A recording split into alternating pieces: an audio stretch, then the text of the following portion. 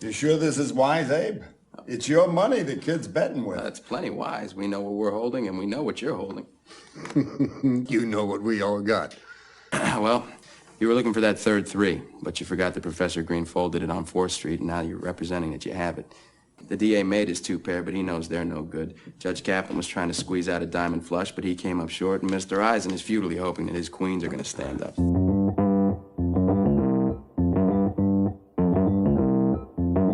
Live from Joe's mom's basement, it's the Stacking Benjamin Show.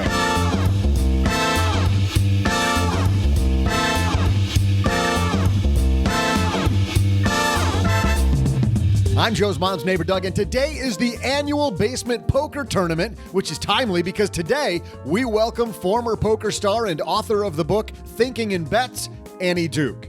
Plus, in headlines, parents are betting everything on their kids' extracurricular activities. What does that mean for your money? We'll explain. Plus, we'll make the turn with the Haven Lifeline and go all in with my amazing trivia. And now, 2 guys who went all in on 8 4-offsuit, Joe and O-G.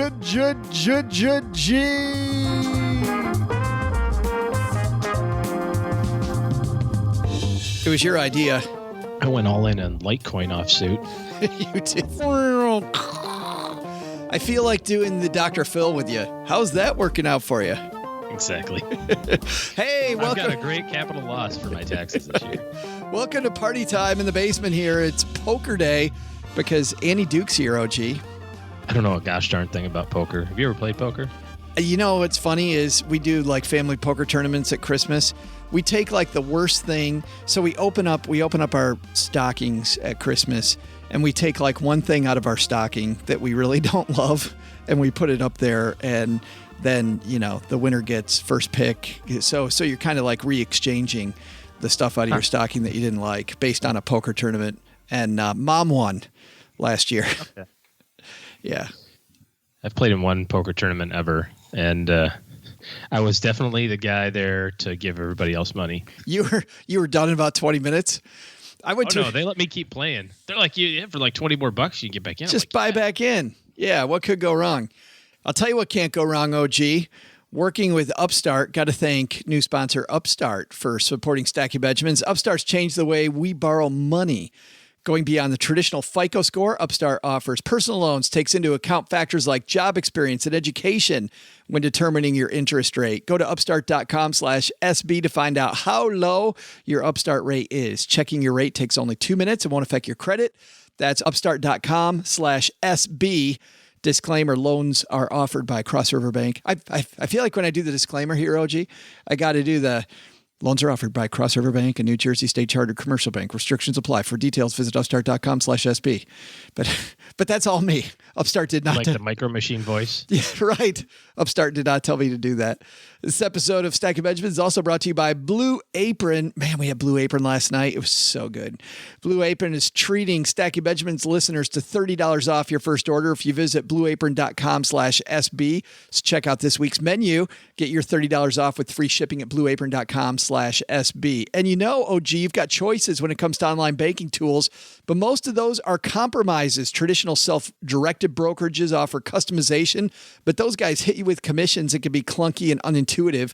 More passive investors move toward automated brokerage that allow you to easily invest in a portfolio they manage for you.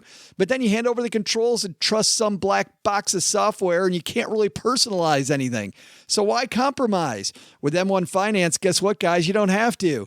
It's free. Check out M1 Finance today at stackingbenjamins.com/M, the number one finance now, and use the code STACKINGBenjamins, all scrunched together. Find it in the Apple or Android stores. M1 Finance. Be invested. We're invested in a fantastic show with Annie Duke. Maybe she can teach you how to play poker while she's here. That would be nice. That would be good. Win me some money. Yes, but she's here to talk about decision making, as Doug alluded to earlier. Making smarter decisions when you don't have all the facts. And powerful stuff that Annie's got. And I think with investing especially, how often do you have all the facts?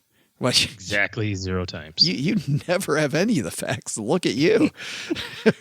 Let's get into our headlines. Hello, darlings. And now, it's time for your favorite part of the show, our Stacking Benjamin's headlines. Our first piece comes to us from the Money-ish blog, this written by Reed Alexander. How about this, OG? Parents are selling their homes, dropping $100,000 plus to fund kids' extracurricular activities. When Shannon, our social media person, sent this to me, she's like, you got to talk about this on the show. I'm like, oh my. Parents are dropping $100,000 plus and selling their homes so their kids can do extracurricular activities. Reed writes, a lot of extra money goes toward extracurriculars. 40% of American families spend more than $1,000 a year on their children's extracurricular activities, and as many as 20% spend over $2,500, according to a newly released survey conducted by Atlanta-based SunTrust Bank. To afford these broad-ranging expenses for their youngsters, which could include anything from basketball to arts and crafts to coding classes, 42% of parents admit to sacrificing indulgences like dining out. Okay, let's stop right there. I don't see anything wrong with that. Wouldn't I rather have my kids do extracurriculars than go out to eat at a restaurant? I would. Maybe you. 29. You and I eat at different restaurants, apparently. 29% say they forego taking vacations. We've done that. We actually have lined up our we've foregone vacations, or we've moved our vacation dates around, and we've taken vacations in the place where our kids are going to play extracurricular sports. Yep. 27% defer paying off debt. Trying to think. I think back in the day we did that, even when we were aggressively paying off the big mountain of debt we had way back in the day. And 21% even confessed to skipping on their retirement savings. I've never done that. I always kept that train moving. Cool. Good for you. The values and lessons that these kids learn in sports is incredible. As parents, you have to figure out how to support them in their dreams, said Jennifer Freezer, mom to 11-year-old Elise, a figure skater featured in a new commercial airing this week on NBC during the Olympic Games in South Korea. The Freezer family of Colorado Springs shells out a staggering $60,000 to $100,000 each year to fund their daughter's passion for figure skating, even though Elise is determined to go to medical school after college and is unsure if she'll continue skating through adulthood. Can you have a passion when you're 11? Right. Your life dream. Elise's entire life, this is what she wanted to do. But what's funny is it's not. Elise even says, I'm not sure if I want to keep doing this. I'd like to be a doctor. Maybe they should stop figure skating and start spending $60,000 a year and to put it into a college fund, because it's going to cost her $400,000 to be a doctor. Well, she'd get a figure skating scholarship. Sure. To the University of where? Do you think she'll get older and start skating through her classes?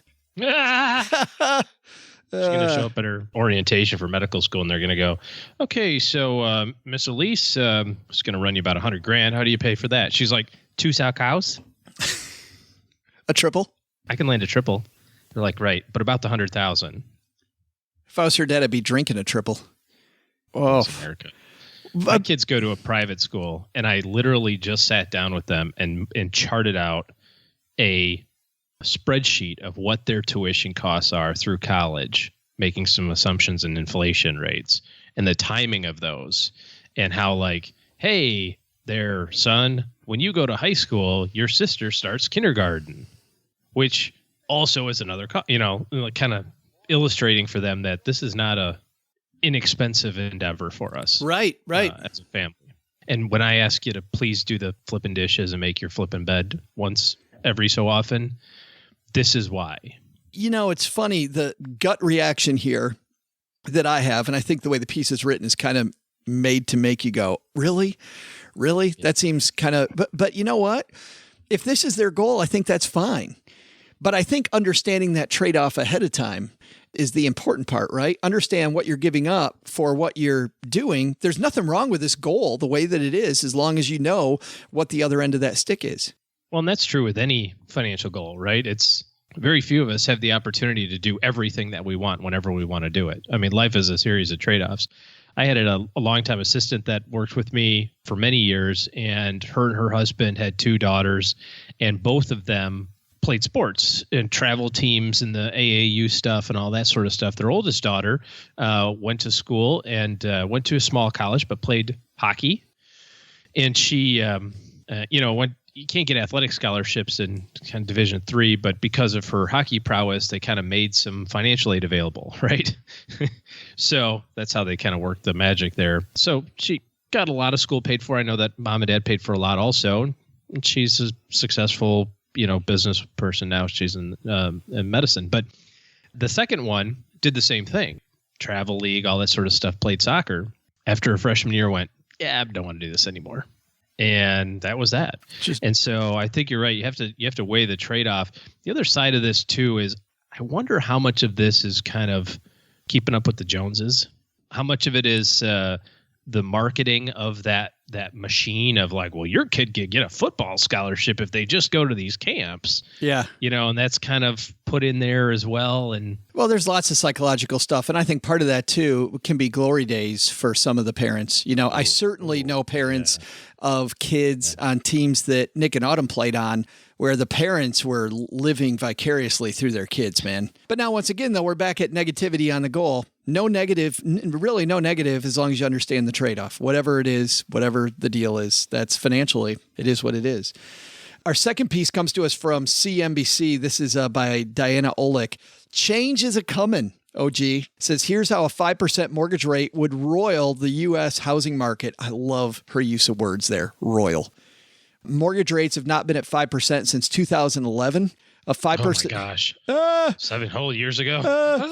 A 5% rate would cause more than a quarter today's home buyers. Listen to this. A 5% rate would cause more than a quarter today's home buyers to slow their plans, according to a Redfin survey. Housing affordability, it's starting to hurt. This piece says mortgage rates are now at their highest levels in 4 years and poised to move even higher. Timing couldn't be worse as the usually busy spring housing market kicked into gear early this year amid higher home prices and strong competition for a record low supply of homes for sale. Add it all up, and affordability is starting to hurt.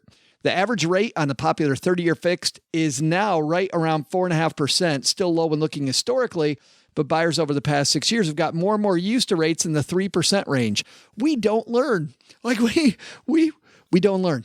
Well, when it comes to housing affordability, which I think is the crux of this, there's only a couple of variables, right? You've got your income, and the banks are going to qualify you based on how much income you have. You can maybe sometimes manipulate that a little bit if you had a bonus 1 year or something like that. But at the end of the day, it's a fixed number.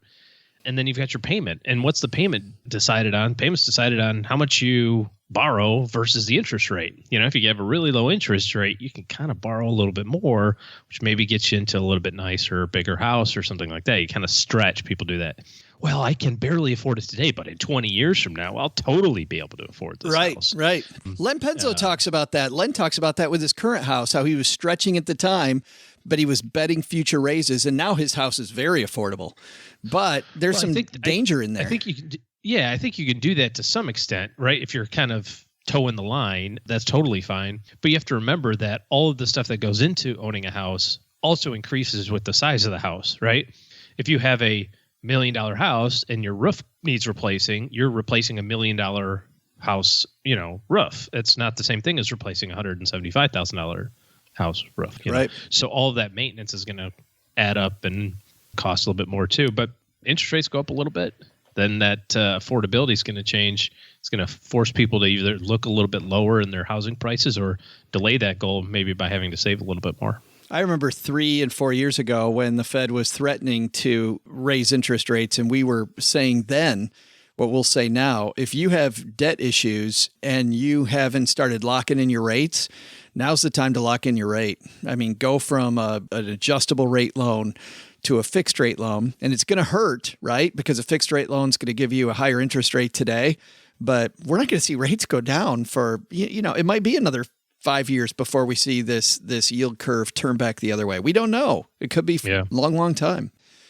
So I think the takeaways are, number one, we'll start with that one more beat of that horse, as Mom says, which is, isn't that just a horrible phrase? Beat the dead horse. I mean, just think about that. Not good.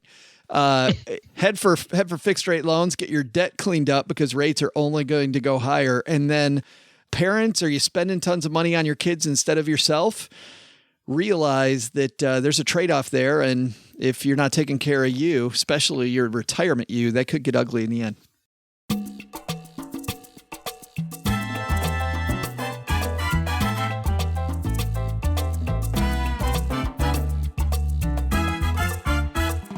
Annie Duke is someone who makes probably bigger decisions more often than 99% of America.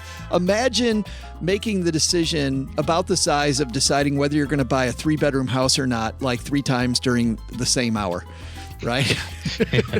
That's the amount of money you're looking at, right? Right. This is $250,000. Sure, what the heck? Let's see what that random card is underneath. I'm in. Yes, yeah. I have no idea what that card is, but I'm in. Annie Duke has devoted her life to the study of decision-making under pressure. Listen to this career as a professional poker player. She's won over $4 million in tournaments. Of course, that doesn't mean anything because there's endorsements on top of that, right, that she's got. $4 million in tournaments, earned a World Series of Poker bracelets, the only woman to have won the World Series of Poker Tournament of Champions and the NBC National Heads Up Poker Championship. She's been retired from poker since 2012, and now she is a consultant and speaker on decision-making, merging her poker expertise and her graduate-level research in psychology at the University of Pennsylvania. So happy she's here talking about making better decisions. Huge, huge for your money, huge for your career. Annie Duke coming down to the basement.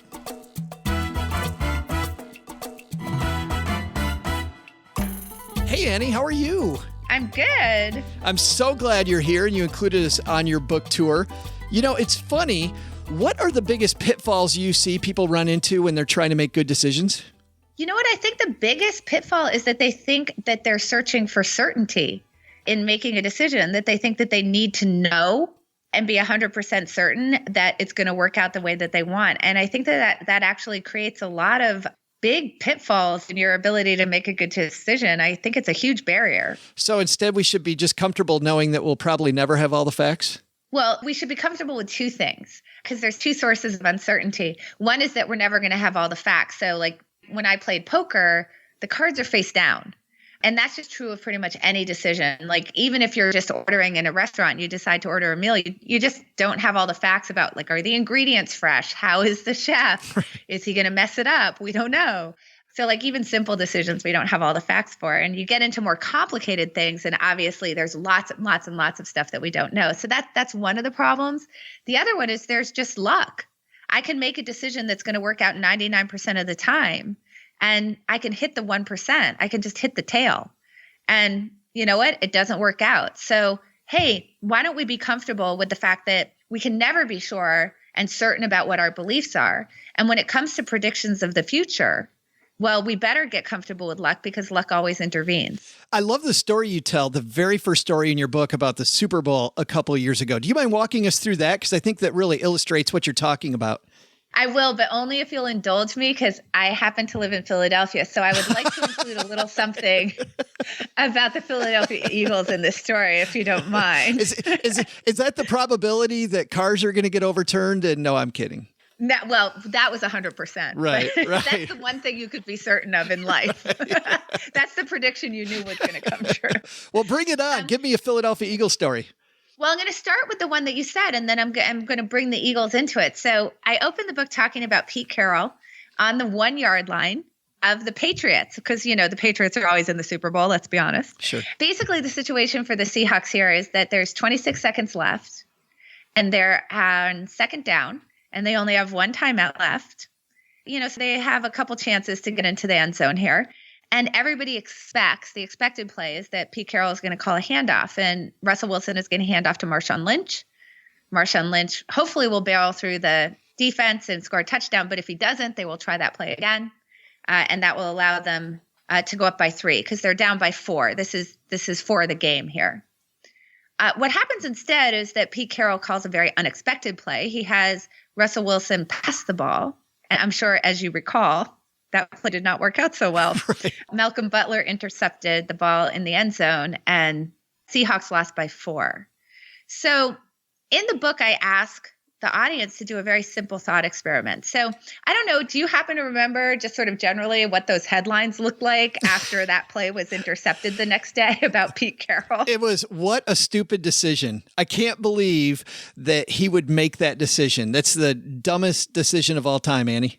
Yeah. And in fact, I think that the argument wasn't so much about whether it was a bad decision. It was about whether it was the worst decision in Super Bowl history or just the worst decision in history, period. Right, that's true. Right. So what I ask my readers to do is this little thought experiment. I'm going to ask you to do it. What do you think the headlines would have looked like if the ball had gotten caught? Oh, it would have been absolute genius. He would have been the biggest genius because everybody thought it was going one way, and instead he did something nobody predicted, and the guy is amazing.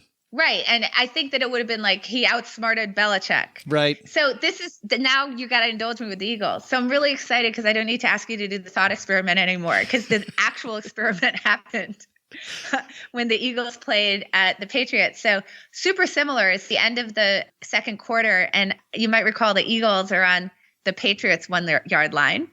It's 4th down. And everybody expects, the Eagles are up by 3 here. Everybody expects, obviously, it's 4th and 1. They're going to go for the field goal and go up by 6. Not only do they not go for the field goal, not only do they attempt to get into the end zone, but they do something really crazy, the Philly special. And they have Nick Foles slide his way out of the quarterback position, waltz into the end zone, and boom, he catches the ball. Nobody's covering him. So nobody's covering him. I mean, well, he's the quarterback. Right. He sort of moved out of the way. What? So obviously this was a really unexpected and unusual play. And in this case, it got caught. And after the extra point, now the Eagles go up obviously by 10. What did everybody say about Doug Peterson?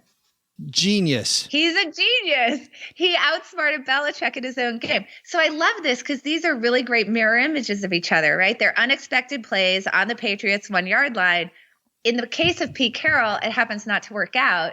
In the case of Doug Peterson, it does. And you can see that the headlines are polar opposite based on only what? The result of the play. So this actually tells us something really deep about a problem, a big bias that we all have in decision making is that we tie way too closely together the result of the decision, how the result turned out, whether it was good or bad, in determining what the quality of the decision itself was. Was the decision good or bad?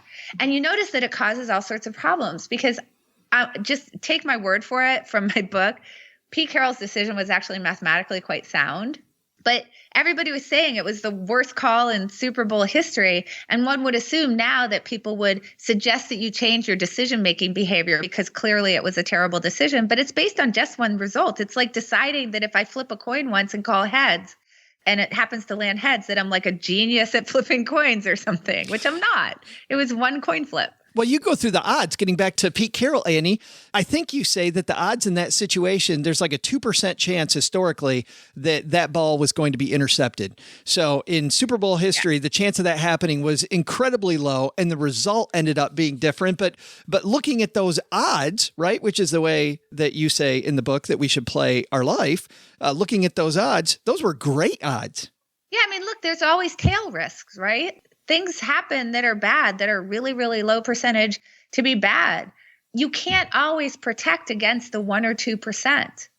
Hopefully you're making your decisions based on what's the most mathematically sound decision and not just because you want to protect yourself against the 1 or 2%, which by the way, you could never do.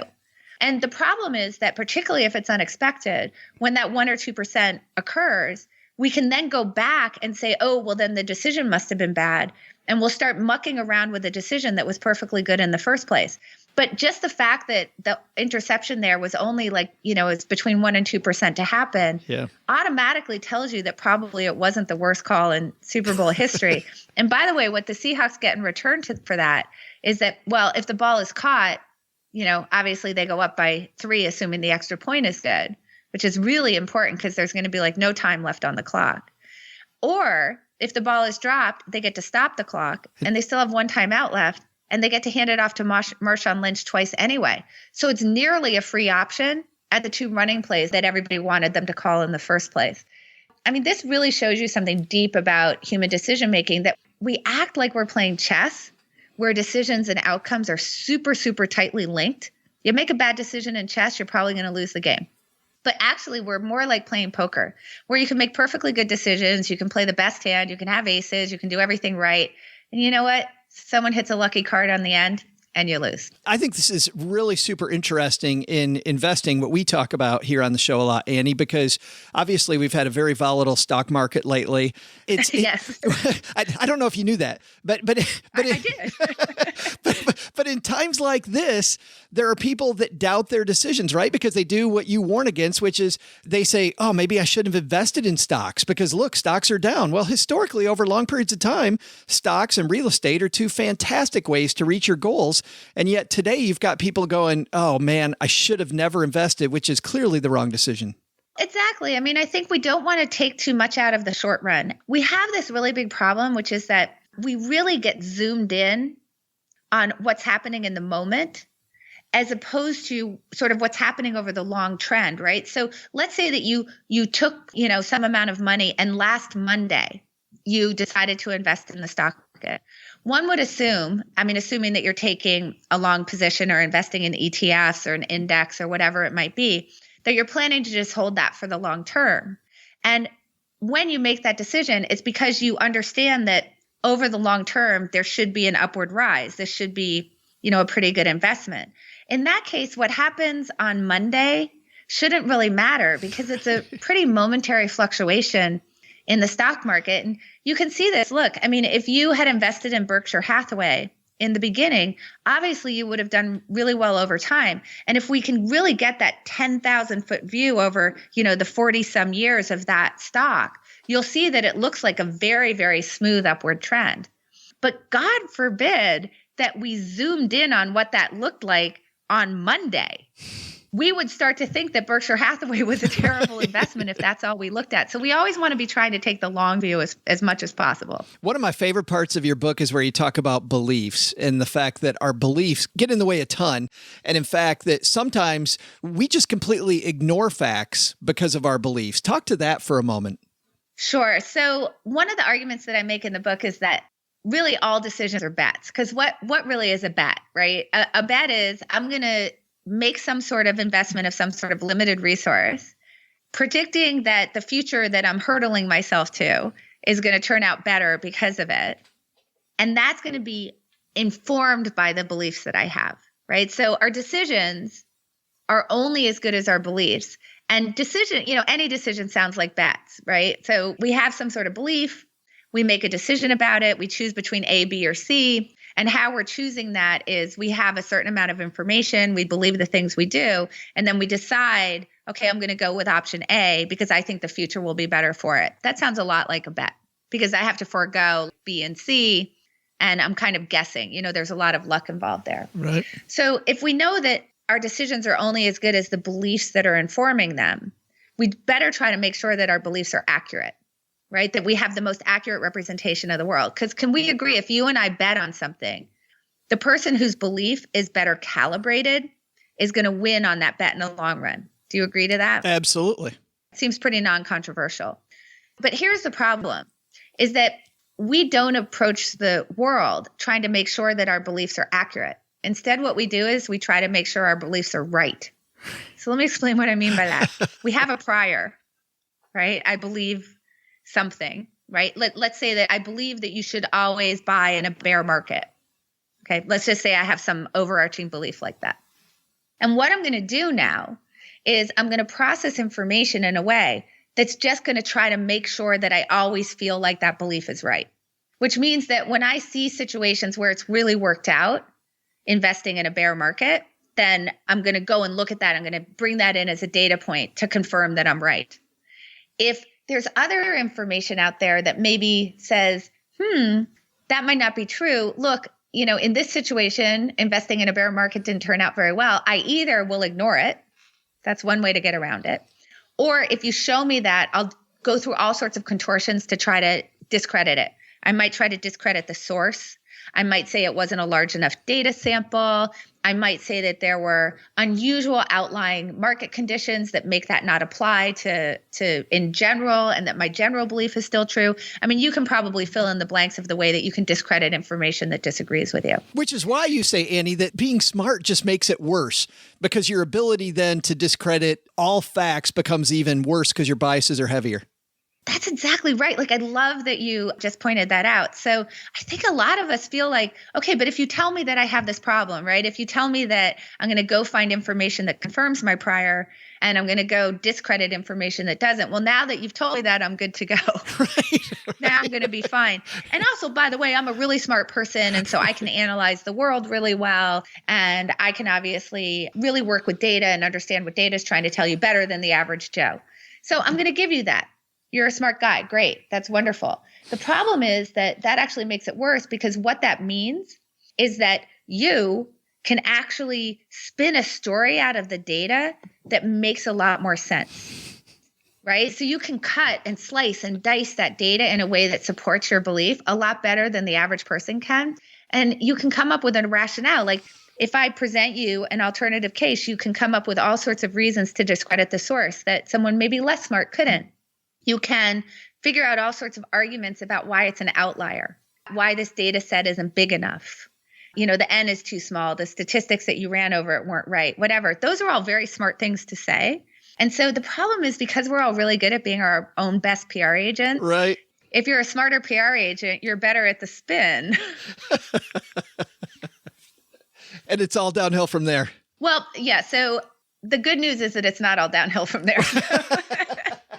So, I mean, I've painted a pretty bleak picture so far, right? So here's the thing about this is that you can actually shift your mindset, and you can say, look, I don't want to approach the world from this frame of I want to be right, where I just want to confirm what I already believe, because in the moment I want to feel like I'm smart and my ideas are correct and bad things that happen in the world aren't my fault, and that I'm just generally a smart and intelligent and believable and competent actor in the world. And I don't want to approach it that way anymore. What I want to do is I want to start to approach the world with the goal of accuracy.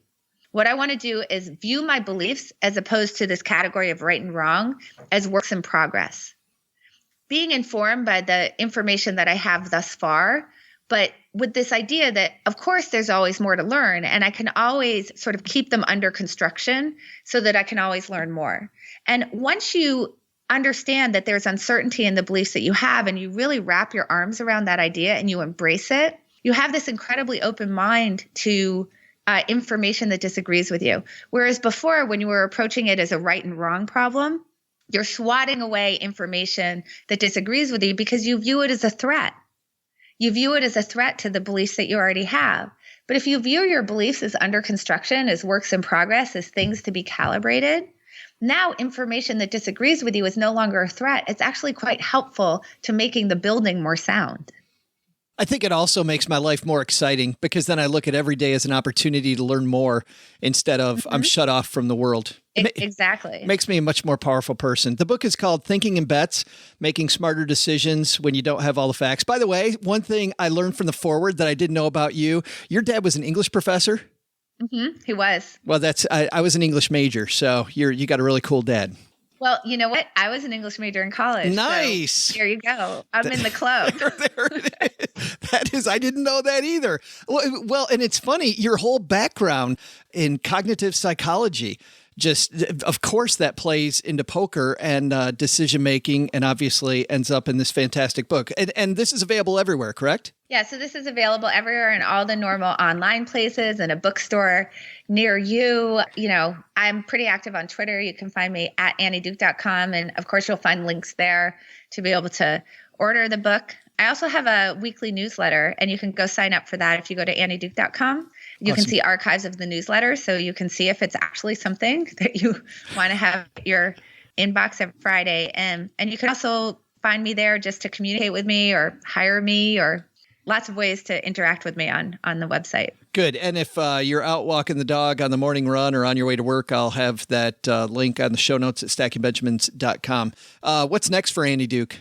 I don't know. This is a baby that I've been working on for a long time. Right. So I'm trying to kind of let it out into the world and see what I can do to really enjoy this process. But I'm not going to lie to you. I am trying to think about, what's next? I mean, I'm certainly going to continue my speaking career. I do a lot of keynoting and corporate retreats. I do some deep dive consulting, and I'm going to continue to work in the decision space, because it's this kind of conversation about how to be a better decision maker is really what's exciting me right now. And I am thinking, do I want to do another book? I don't know for sure yet, but it's on the radar. And then, the other thing is that I'm just trying to think about, how much I want to dive my body back into academics, which is also on the radar. So we'll see. It's uncertain. You're embracing uncertainty.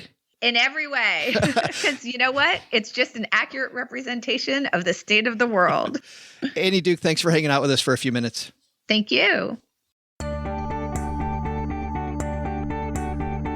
Hey there, poker fans. I'm Joe's mom's neighbor, Doug, and our poker tourney is just starting. Joe's mom's stretching out. Gladys from the Sizzler bought 3 of her friends. I'll have taken money from the sheep, and OG keeps trying to hide cards in his sleeve. Yeah, that's totally OG. This is going to get interesting in a hurry.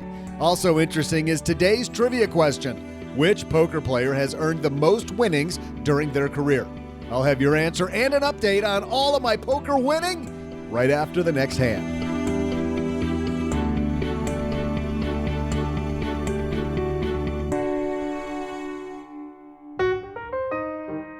Thanks to Upstart for supporting Stacking Benjamins. You know, the New Year's luster might have worn off, guys, but there's still plenty of time to make this the year you get your personal finances on track. It's time to take a step forward toward financial freedom and take 2 minutes to check out Upstart. Quick and easy, Upstart's rate check is free. Checking has no effect on your credit score, and you can receive your money as soon as the very next business day upon approval. It's funny. We've had so many people on the show. I'm thinking of Eddie Lamb was one of those people who knows a lot about money, has what he thought was a great reliability toward paying off loans, and yet denied during the process. Just so frustrating when that happens. Perhaps you were denied for a loan from a bank, or you were approved, but your rate is astronomical. Say goodbye to the traditional loan process and hello to our sponsor, Upstart. Simply put, they've reimagined the personal lending industry. They know you're a ton more than just a FICO score, and that's why they take into account factors that banks and credit unions just don't when determining your credit worthiness, rewarding you for things like job history and education in the form of a smarter interest rate. So go online, take 2 minutes to find out your Upstart rate. 2 minutes. As I mentioned earlier, checking is free and won't affect your credit. Plus, once you're approved, your loan will be funded the very next business day. So you need to pay off credit cards, pay off student loans, you name it, and a personal loan from Upstart can help. Hurry to upstart.com/SB to find out how low your Upstart rate is. That's upstart.com/SB. Disclaimer, loans are offered by Cross River Bank, a New Jersey state chartered commercial bank. Restrictions apply. For details, visit upstart.com/SB. Hey, Stackers, I'm sure you know by now that both my spouse Cheryl and I use M1 Finance for our personal investments. That doesn't make it right for you. You should do your own homework. We'll call that our disclaimer here up top. But recently, we've had exciting news from the team at M1 Finance. They've announced they're now a completely free-to-use investing platform. You heard that right. No fees, no commissions outside of the investments themselves. I sat down with Brian Barnes, CEO and founder, and asked what made him decide to make M1 Finance free. We believe in the future, all investing platforms will be free. So it was a decision to get ahead of the curve. It's obviously beneficial for the customer who will save money and be able to invest more. For M1, we have other sources of revenue which were greater than the fee we charge. So the more people using M1, the better for us as well.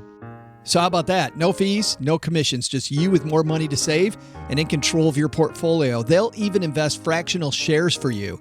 You take the wheel or have them invest in a professionally managed approach like some of the robo companies out there. It takes only a minute to sign up. Start by heading over to stackingbenjamins.com/M1 Finance. M1 Finance, be invested. Today's episode of Stacking Benjamins is brought to you by Blue Apron. Blue Apron, a better way to cook. People that have known me for some time know how much I love Blue Apron. Blue Apron is the leading meal kit delivery service in the U.S., and while many people know what we do, many don't know about the types of meals you eat when you cook a Blue Apron, like strip steaks with potatoes. Oh my goodness. And spicy maple collard greens, a steakhouse-inspired favorite with the delicious twist, chili-infused maple syrup. Oh, that sounds so good. With incredible ingredients and chef-designed recipes, Blue Apron lets you see what the power of food can do. Whose idea was it for me to do this before I eat? Blue Apron delivers fresh, pre-portioned ingredients and step-by-step recipes right to your door that can be cooked in under 45 minutes. The menu changes every week based on what's in season and is designed by Blue Apron's in-house culinary team. Blue Apron offers 12 new recipes each week, and customers can pick 2, 3, or 4 recipes depending on what best fits your schedule. Blue Apron sends only non-GMO ingredients and meat with no added hormones. coming meals in the next few weeks, get this, that strip steak and potatoes that I was talking about earlier. How about this one? Spicy chicken and stir-fried vegetables with jasmine rice. Creamy fusilli bucati pasta. Is that the way you say that? I don't know. I don't know how you say it. It just sounds like I want to go to Italy right now or get my Blue Apron with fried rosemary and walnuts. Blue Apron's treating all of our stackers to $30 off your first order if you visit blueapron.com/SB. So check out this week's menu and get your $30 off at blueapron.com/SB. Blue Apron, a better way to cook.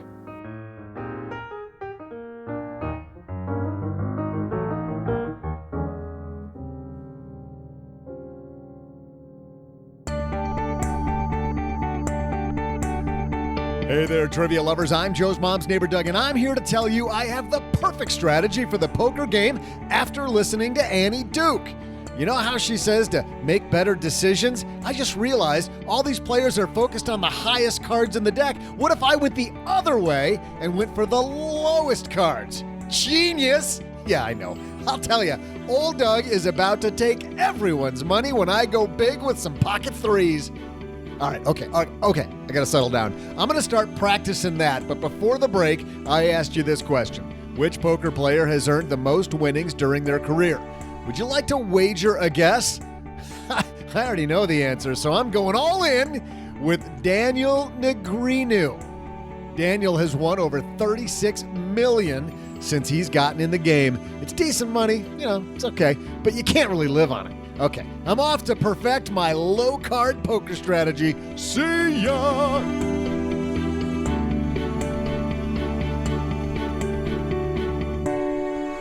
Phil Hellmuth was a nice guess. Close, I guess. No cigar. You know, it's funny, getting back to Annie Duke, by the way, thanks again to Annie Duke for stopping by the basement. You know, it's funny, OG, when people make decisions, it totally is like poker. Like we don't know all the facts. We will never know. I love what she has to say there about beliefs, about our beliefs get in the way. I mean, you see people that have this, they tie a bad outcome to a bad decision. And I'll give you an example. I've met people before that bought a stock or a fund, everything, they did their due diligence, they worked hard on it, and it didn't go their way over the short term. And not only did they pull out too soon, but they also, the lesson they got was investing in stocks is bad. Yeah, or I can't do this research on my own, or I'm a big idiot, or whatever. And that's as damaging, probably more damaging, right? Because of the self-talk of, you're the most trustworthy person you know of, and if you keep on telling yourself that you're an idiot, pretty soon, you'll try to confirm it. Yeah. Doug does that every day. I was gonna say, I was gonna lay it on Doug. I was gonna make some self-deprecating joke there, but no, that's cool. Let's use Doug. Hey, let's throw out Dave and Lifeline and tackle some of life's, or rather life insurance's most important questions. Our friends at Haven Life Insurance Agency, they're disrupting the life insurance industry by focusing on what you value most, OG. Straight flushes and pocket aces. I don't know. Pocket rockets, right? Maybe your family and your time. They're the first life insurance startup that's also wholly owned by industry giant MassMutual to create a high-quality, affordable term life insurance policy you can purchase entirely online. And qualified healthy applicants, they can even skip the medical exam. Head to StackyBenjamins.com/Haven Life now to get a free quote and learn about life insurance the modern way. Of course, big developments out of them last year, OG, not only available in California, but now up to $2 million you can buy. $2 million. Yeah, good stuff. And somebody who's our $2 million friend, that's a bad, it's a bad, I don't even know what that means. Our new friend, Ethan, calling in for help. Say hi, Ethan. Hey, Joe and OG. Sorry to bother you guys at work, but I have a question about market cap weighted portfolios. I'm a boglehead, and I've always kind of wondered why we weight our portfolios based on market capitalization. It seems easy from a number standpoint, but I don't know that it makes any sense for a return standpoint. Maybe you guys could share your thoughts and settle my fears. Thanks. Bye. Great question, Ethan. Market cap. So to get to this, dig down just a little bit about what Ethan's talking about. When you invest in the S&P 500, the stuff that's biggest in the S&P 500 is going to be represented as the biggest pieces. So a large chunk of your money in the S&P 500 is going to be in Apple stock, as an example. And then the stuff down at the bottom of the S&P 500, you're not going to own that much of it. Same if you buy Diamond, if you buy the Qs, which is the NASDAQ, whatever it might be. So market cap, why invest in a market cap weighted index versus stripping that off and just buying each of the 500? Well, I think it goes back to the purpose of an index fund, right? So he said that he's a big Vanguard fan. The purpose of an index fund is to track tracking error, right? And what they call that is, what's the difference between how this fund performed compared to what the index itself did? And so when you're indexing and you're trying to match the index, then you're going to buy products that match the index that are weighted the same way. There's a lot of research that suggests that there's other factors associated with outperformance or the potential for outperformance.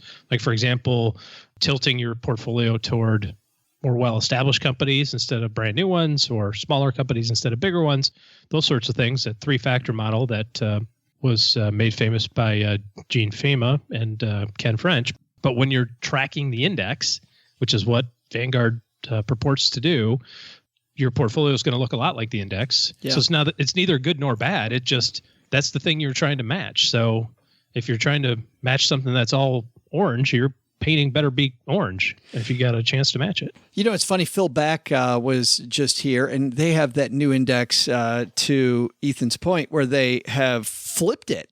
So your biggest weighting is on the smallest company. And what Phil found was that if you just did back testing, what you found, Phil Back did back testing. That's a meta right there.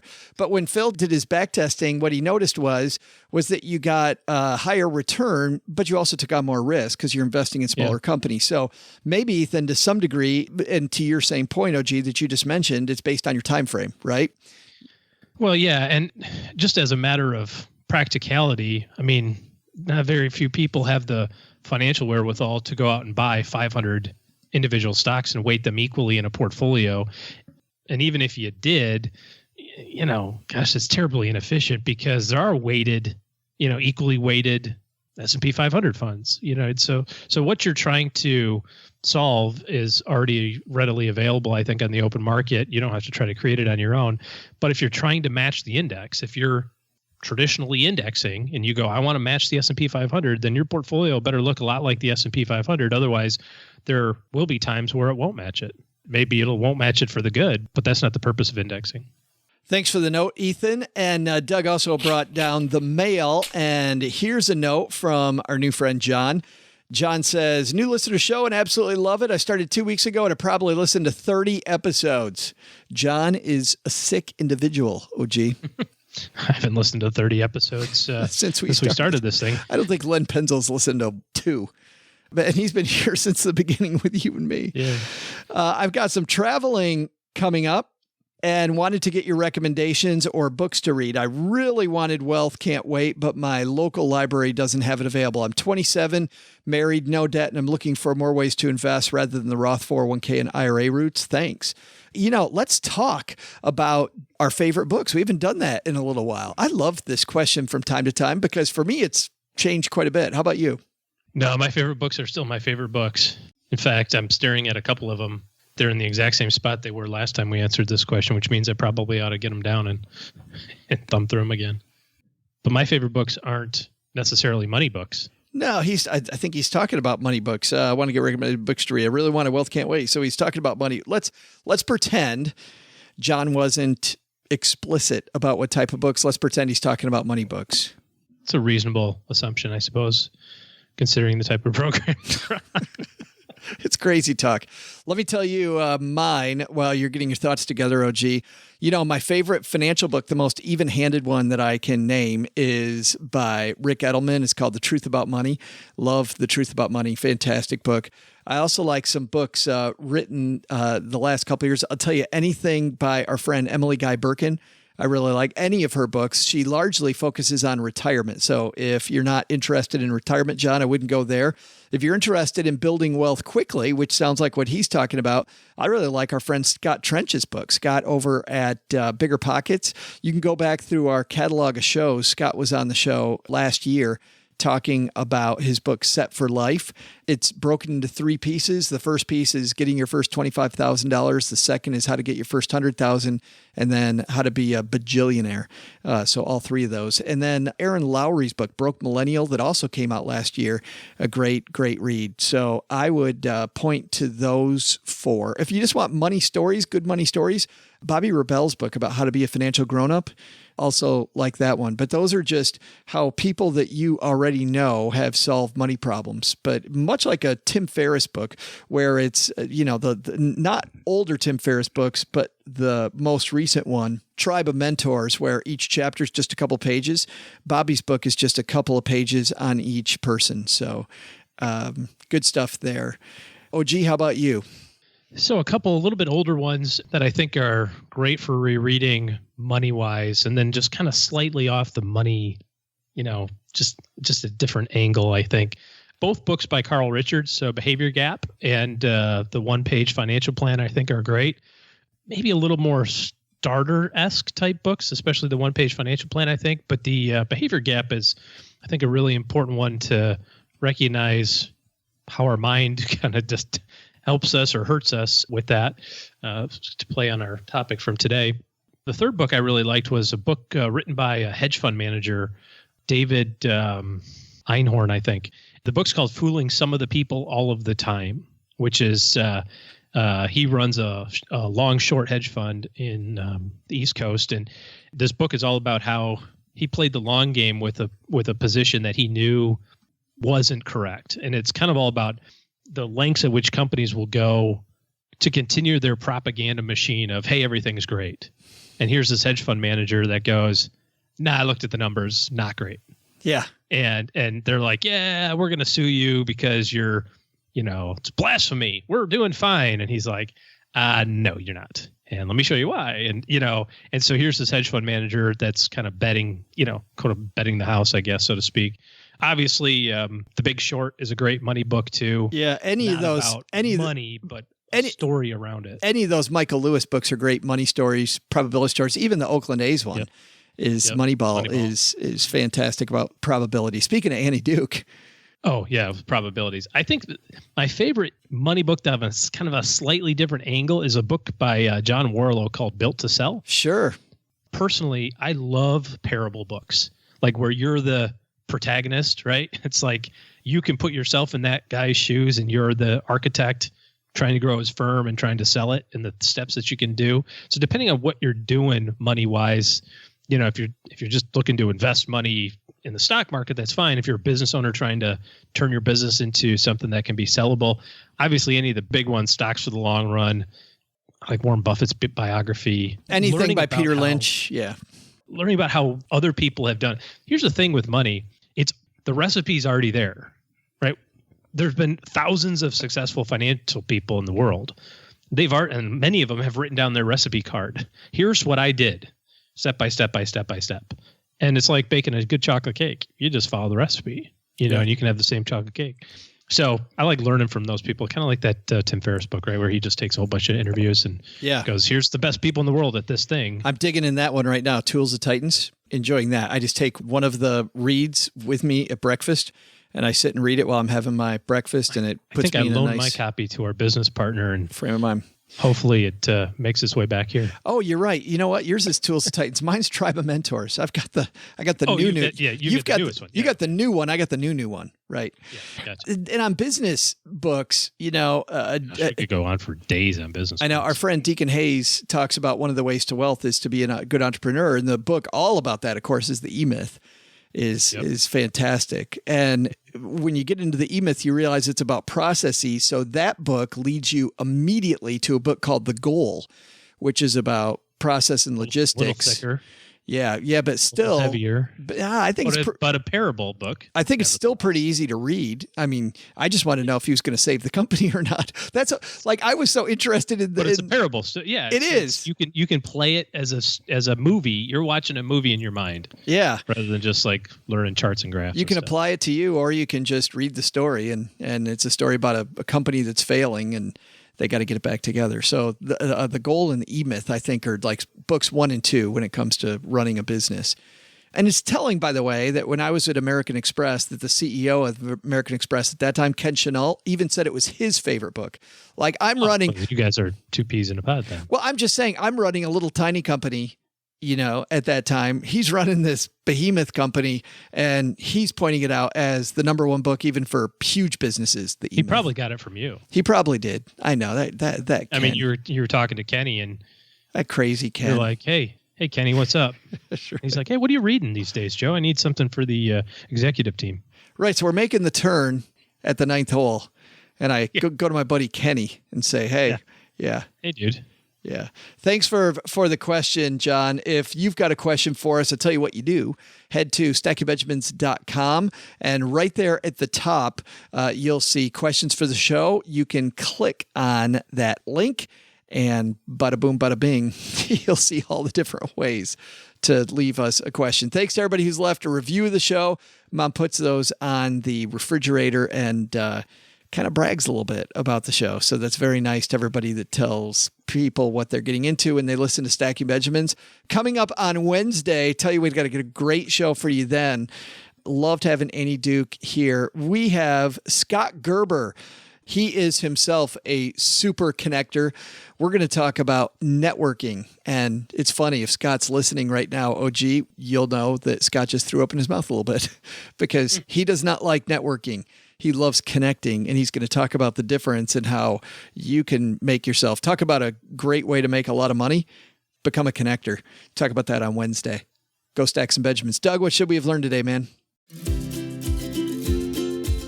So, what did we learn today? I'll tell you what I learned today. I know OG's tell is when he twists apart an Oreo, and I know Joe likes to splash the pot, if you know what I mean. What? The show. Okay, sorry. What did we learn about money today? First, let's take some advice from Annie Duke. Worried about being right? Maybe it's more fun and a better option to be correct instead. You'll welcome new information and make better decisions, not just with your investments, but also with your life. Second, dropping huge money on your kids' extracurriculars? Remember, there isn't a loan for retirement. Spend away on the young ones, but not at the expense of your future. But the big lesson? When someone lets slip that they're going to have a royal flush, they're not talking about let's just say there was some miscommunication during today's poker game. Special thanks to Annie Duke for joining us. You'll find her book, Thinking in Bets, wherever books are sold. This show was created by Joe Saul-Sehy, produced by Richie Rutter-Reese, and engineered by the amazing Steve Stewart. Kathleen Selmans handles design, newsletter, and classroom opportunities. If you'd like to learn more, head to stackingbenjamins.com/classes. Online, visit us on Twitter at @SBenjaminsCast or on our Facebook page. Shannon Cowan is our community manager and social media guru. I'm Joe's mom's neighbor, Doug, and I'm pretty much the guy in charge of everything around here. Trust me, this well-oiled machine didn't get like this all by itself. SB Podcasts may receive payment on the show from sponsors and guests in the form of books, giveaway items, discounts, or other remuneration. There's no way you would take advice from these dorks, but like Joe's mom always says, don't take advice from people you don't know. This show is for entertainment purposes only, and before making any financial moves, consult with a real financial advisor. Thanks to Joe's mom for helping me with the rebuy after the Royal Flush incident. She offered 20% interest, so I took advantage of that. Man, she is sometimes just a little too generous for her own good.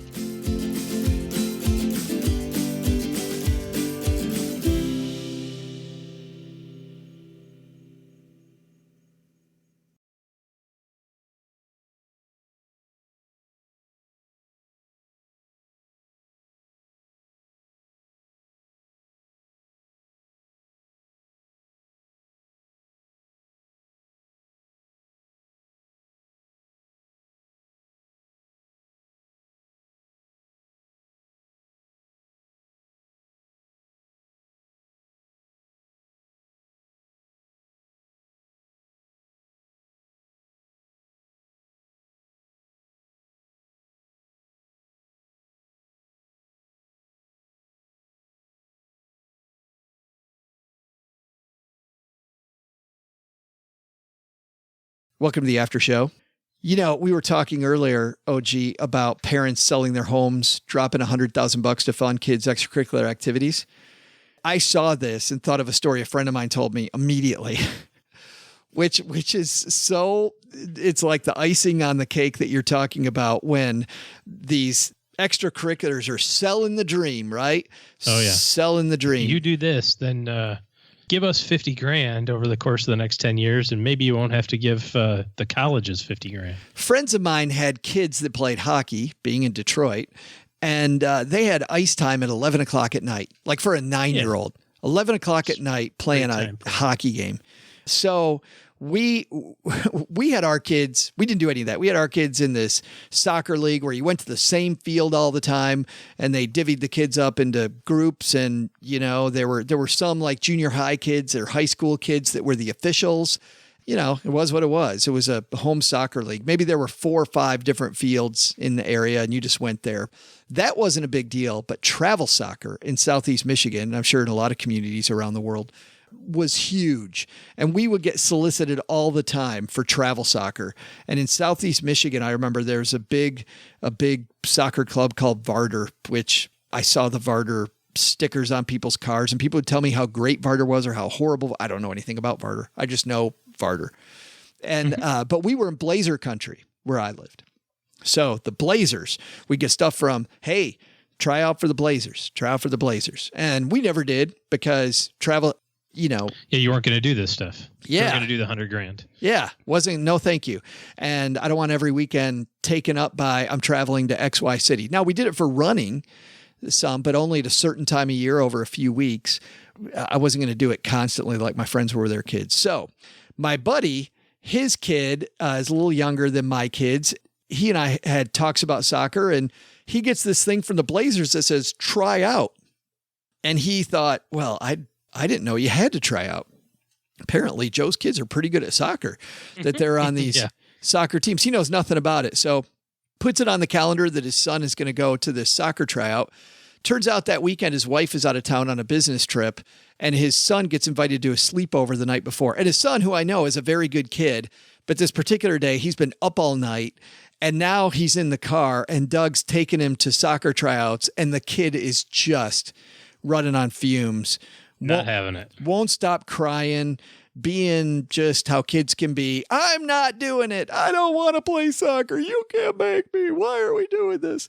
And he pulls in to the parking lot. He sees all the kids milling around there. He even goes around to the back seat and tries to get his kid out of the car, and his kid's just throwing a tantrum. And I know his spouse, and if his spouse had been there, his spouse would have dragged the kid out of the car, like one of these parents in the piece, would have dragged the kid out of the car and forced the kid over there and made him participate, and also would have watched the whole time, and his kid would have been sweating bullets, like making sure that mom wasn't unhappy. So the kid would have done it. But my buddy's not that way. My buddy, much more laid back. And he's like, you know what? Kid doesn't want to play soccer. I don't want to deal with this crap. Forget it. We're going home. But he has to run a couple errands. It takes a little long. Then they end up out for lunch because the errands run long. Then he looks and he's like, oh, shoot, I got to go pick up my wife at the airport. So he goes to the airport, which is across town, comes all the way back. Well, after these hours go by, the kid's been sleeping in the back seat, by the way, half the day. He gets back home and he's got the light blinking on his home phone, because I'm an old guy and I lived in the time when people had home phones, and there's the lights blinking on his voicemail. So he hits the button and it's some salesman. Then he hits the button again for the next one, and it's this.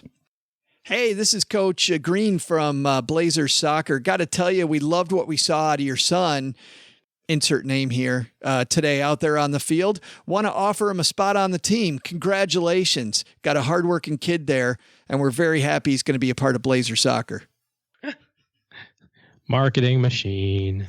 It turns out Blazer Soccer has like an A team, a B team, a C team, a D team, an E team. They have an everything team. Yes. If you've got money, they're going to rate. If you can write the check, you can be on the team. You are in.